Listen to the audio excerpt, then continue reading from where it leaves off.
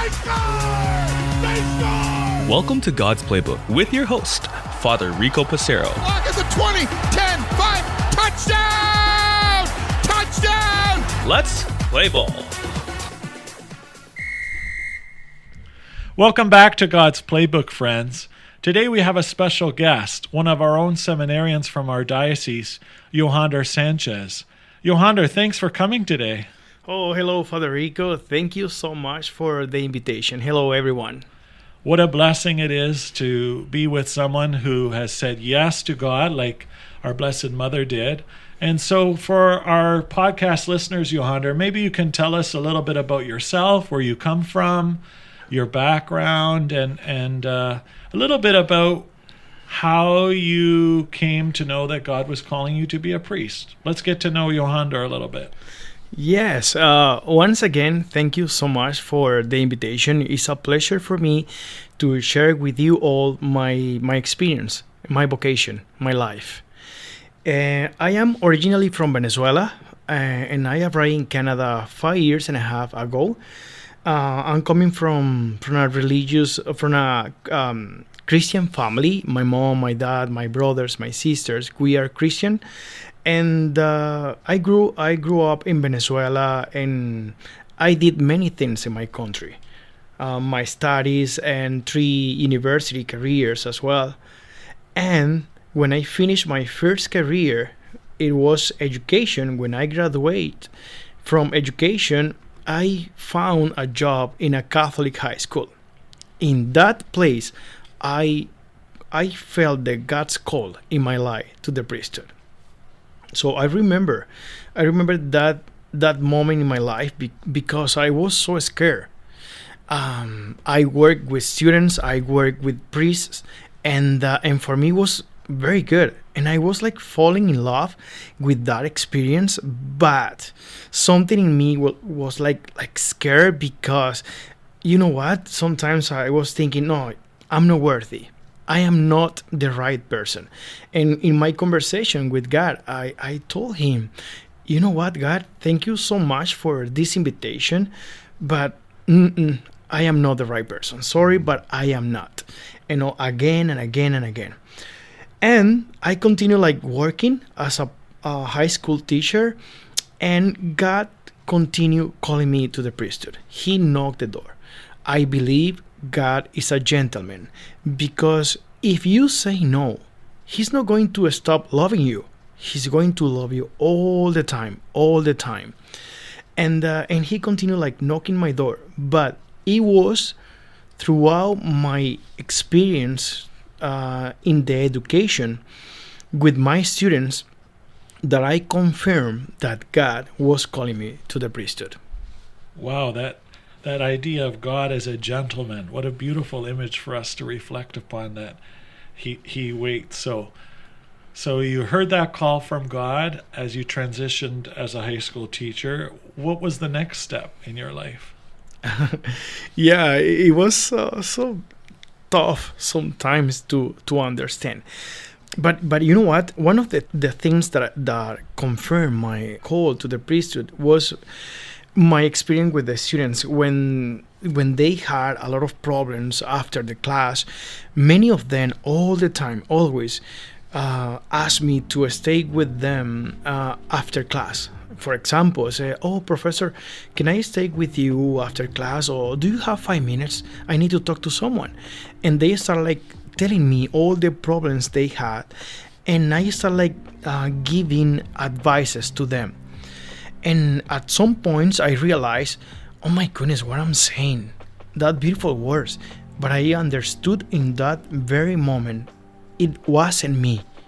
It was God through me. So that means that we are instruments for God. We are instruments of God.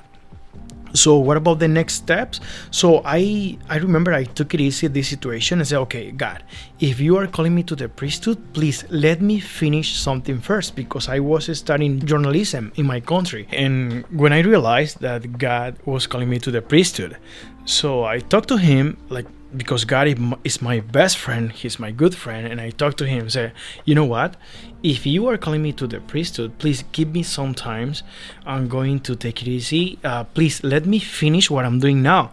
At that time, I was finishing journalism in my country, Venezuela. And I take time to do some retreats, also to talk to some priests in my diocese, because I wanted to do a research, or I wanted to talk to someone with more experience to help me to walk in this decision, because it's a hard decision, because you are going to transform your life. And you know what? God is patient, because He allowed me to finish my career of journalism. He allowed me to go to different retreats as well. And for me, it was very, very, very helpful to do all things. But the most important thing also was to come back to church. I'm saying this because of my work, because of my many activities. Sometimes I didn't go to Mass. So you know what? I'm so tired. I don't want to go today. Or sometimes excuses. Because when we talk about God, sometimes we have a lot of excuses. Because if one friend invites us for supper or something, we say, yes, we have to go. I'm going to. But no. And I said, I come back to church. So it's the first step that I did. I promised myself, first God. And I came back to church. I attend Mass. I received the sacraments. I went to confession. It was so beautiful. It was so beautiful to come back to church. And that was like, my first step to say yes to the Lord. But after that, I had to move to Canada from my country, Venezuela, and I started from scratch in this country. But I never forget the God's call in my life. Just I talked to Him again, and I asked Him to help me in this. And because I had to learn the language, English, but and also I need to start again, because probably many priests, they know me in my country, but not in Canada. And that's why I took time to learn the English first. And when I felt that I was ready to start again from scratch, I approached to my vocation director, and we start, the conversation. And that was the first step that I took. So then, how interesting it must have been for you to go from a country like Venezuela to Canada, as you said, learning the language, starting from scratch. You were really vulnerable with God, and yet, like Mary, you decided to say yes. So maybe you can talk to us a little bit about the process of hearing God's call and transitioning into the seminary and really putting out into deep waters, as Jesus says in the scriptures, to answer His call. Could you talk to us a little bit about that part of your spiritual journey, Yohander, and how you discerned God's call? Yes, of course. What of my spiritual journey and how I can describe the God's call in my life, for sure, is the experiences through the people. When you help others, when you serve others, you feel the God's call. For example, in my case, my call is to serve. I feel that desire. I'm thirsty to serve. I want to serve others, especially when I see homeless, when I see people, getting drugs in the streets. When I see that kind of thing, or people suffering, it's like I have that strong desire in my life to serve. And say, okay, God, I want to serve, but in which way do you want me to go, or do you want me to stay? Because if you are teacher, or you are a chef, or you are engineer, you can serve in your places. But why priesthood? And that is the point. All the time when I'm going to Mass, that point of the Eucharist, to receive the Eucharist, the body of Christ, and also to know what the priests do, oh my goodness, it's amazing, because it's not only celebrating Mass, so she's the most important thing to share with brothers and sisters, but a priest can be with you in the most difficult moments and also in the most happiest moments in the life. And I was like feeling that yes, this is for me. I feel that God is calling me to the priesthood, and sometimes I have no words to describe what I feel, but you realize when you feel happiness and peace. If you feel happiness and peace in your heart, thinking about the priesthood, thinking about serve others, thinking about use your life as an instrument of God, when you realize that, you say, yes, this is the right path. Mm-hmm. This is the right way that God is calling me. Wow, you've really given us a great sense of finding true happiness and peace. And I know, knowing you as well as I do, and perhaps some of our listeners know you too, Yohander, can really speak to that peace that we feel in you saying yes to God's call. So Yohander, perhaps you can help us listeners come to understand what the seminary is and what seminary life is like for a seminarian studying for priesthood. Mm-hmm. Yes, it's good to share this. You know what? When I finished my process with my vocation director, with all the interviews with my bishop, and they say yes, I say yes, because it's not only you, also your vocation director and your bishop have to say yes as well. And when everything was good, I remember, okay, now it's time to move to the seminary. And I was so nervous, to be honest, because I was working, and I was like, like working, and okay, I finished my work today. My friends invite me for a supper, or you know what, let's drink some beers or something like that, or let's go to the movies. But now my life changed. Now I have to go to the seminary. Okay, how is the seminary life? Okay, first of all, every single morning we have to get together in the chapel, in the main chapel, for morning prayer. All of us. One of us have to lead the morning prayer. After morning praying, we have the Mass. After Mass, we have breakfast. And after breakfast, all of us, we have to go to classes. So remember, we are seminarian in different years. First year, second year or third year of philosophy, first, second, third, fourth, 5 year of theology. So all of us, we're in different years. So after breakfast, we have to go for classes. Sometimes you have like the morning like free after Mass, but you take advantage to do your paperwork, your homework, or to do meetings or something like that. In the noon, we have lunch time. We get together. It's mandatory for all of us to be in breakfast, lunch, and supper. It's very important for us because it's the way how you to spend time with your brothers and also with the faculty as well.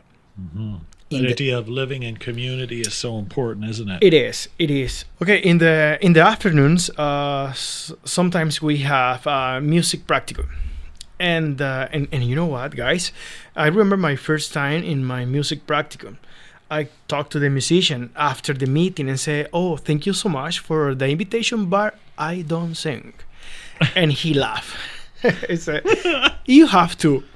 It was his answer. "You have to," and he laughed.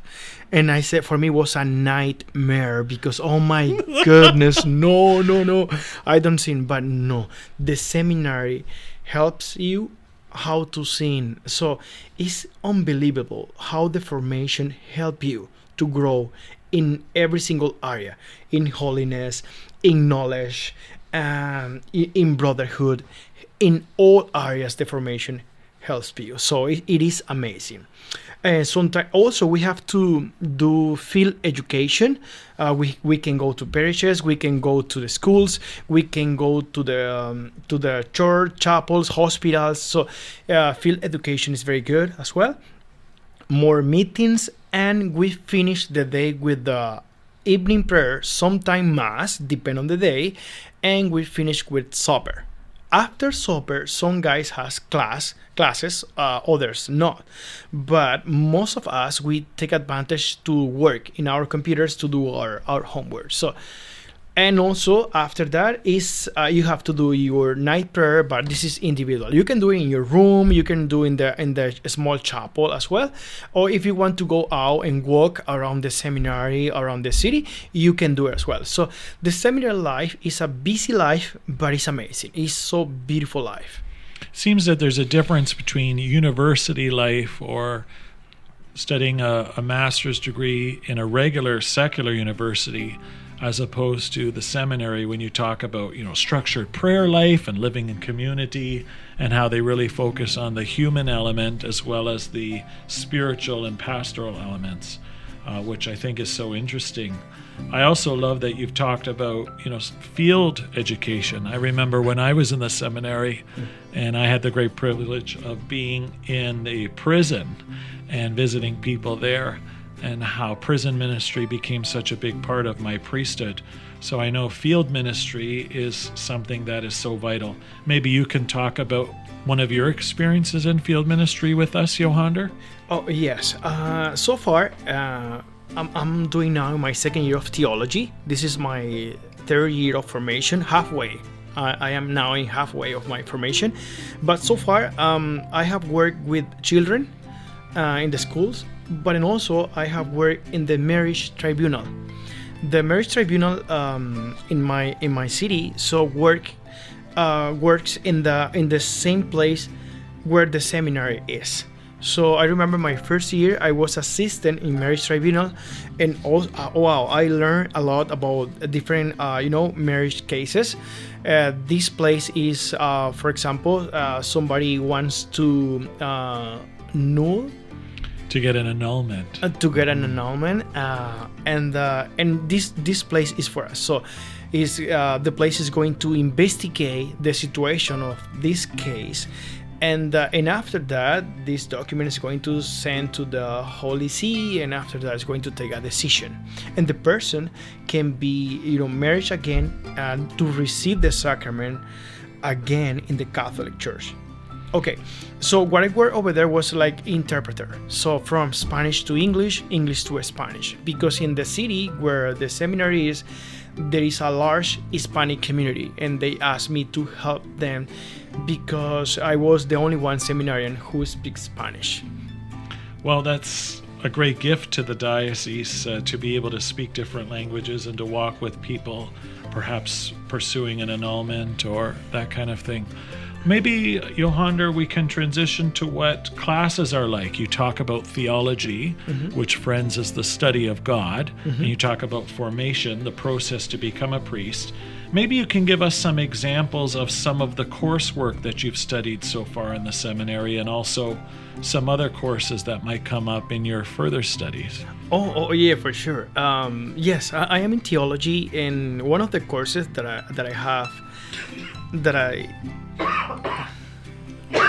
Just wait till he finishes his coffee. You need water? You need water? Okay. So cut. Okay.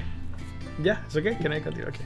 One of the courses that you've taken. Yeah, one of the courses that I took was Christology. Oh my goodness, was my favorite course last year, because it's about Jesus Christ, the life of Jesus Christ since the very beginning, and it was amazing. And yes, courses like moral theology, courses like scriptures, so very, very important to the formation, to the priesthood, because I'm going to be a priest, so I need to study the Bible. So do you imagine, guys, a priest that don't know anything about the Bible? So it's impossible. Yeah. Impossible.